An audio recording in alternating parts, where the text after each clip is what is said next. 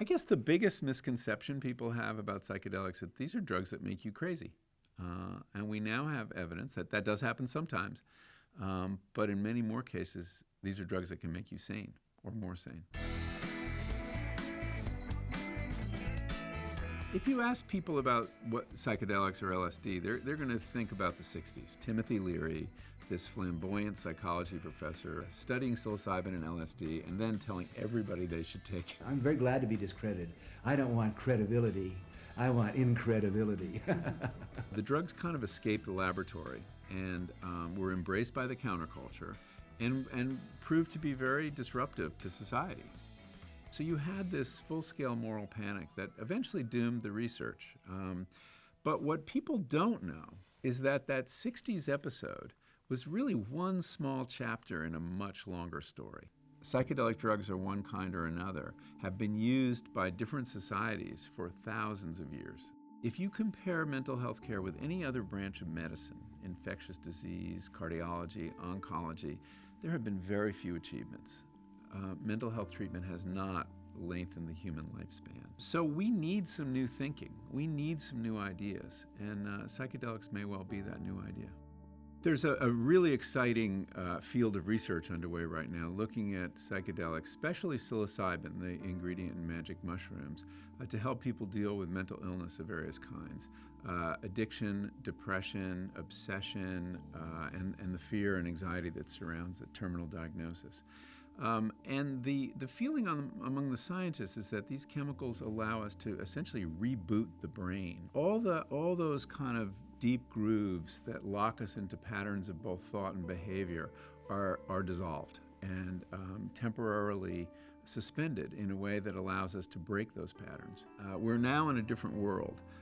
The adults now, many of them have experience of psychedelics. They're not going to react in such a panicky way, I don't think.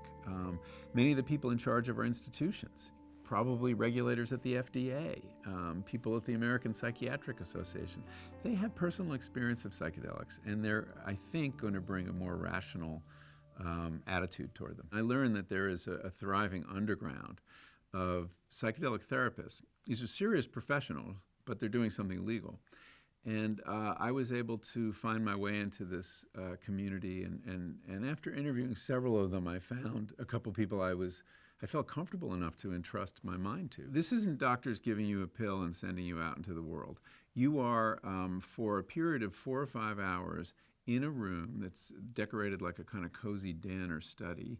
You're lying down on a couch. You have eye shades on and headphones, which are playing a very carefully curated playlist to make you go inside, to have an internal experience. And you're with 2 guides at all times. Some people are put in touch with childhood trauma. Some people have encounters with death, and I mean, it can be very dark. But with the help of the guides, you use that material and try to understand it. So after the session, you always come back the next day and have what's called a period of integration, where the guides, who are therapists, trained therapists, help you interpret what happened and figure out ways to put it to good use in changing your life. My best journey was a fairly high-dose psilocybin journey that I had with a guide. What was stunning about it was I did have an experience of complete ego dissolution. I reached a point where I myself just kind of fell apart into these little pieces of paper, Post-its, that just got scattered to the wind, and I saw myself, and I know that sounds weird, who's the I that saw myself, but there is this split in consciousness that happens, but I saw myself scattered to the wind, but I was all right with it. And I learned a really important lesson in that moment, which is that I'm not identical to my ego.